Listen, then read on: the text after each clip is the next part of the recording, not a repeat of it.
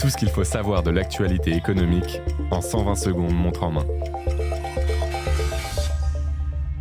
Les fonctionnaires à la diète. Cette année encore, les agents ne percevront pas la prime de garantie individuelle de pouvoir d'achat, aussi appelée JIPA. Mise en place en 2008, ce coup de pouce est censé maintenir le pouvoir d'achat des fonctionnaires en période d'inflation. Mais, rigueur oblige, le gouvernement n'a pas reconduit la prime en 2024 et ne la versera pas non plus en 2025.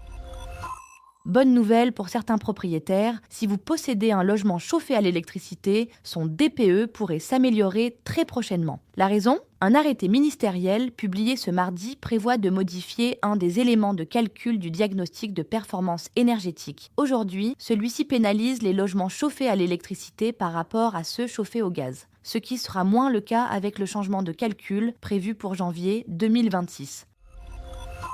Réforme fiscale pour les couples. À partir du mois de septembre, le taux du prélèvement à la source de l'impôt sur le revenu évolue pour les couples mariés ou pacsés. Jusqu'à présent, les deux partenaires se voyaient appliquer le même taux de prélèvement, le taux du foyer. Place désormais à un taux individualisé, calculé sur les revenus de chaque membre du couple. Cette réforme bénéficiera principalement aux femmes, souvent moins payées que leurs conjoints. Capital vous récapitule les autres nouveautés à venir en septembre.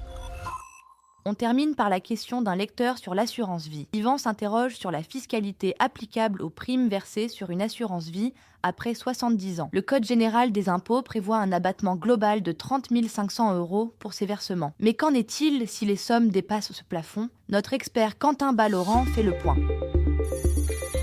Ce podcast a été écrit par les journalistes de Capital et mis en voix par une intelligence artificielle. Abonnez-vous sur votre plateforme habituelle pour écouter chaque épisode dès sa sortie.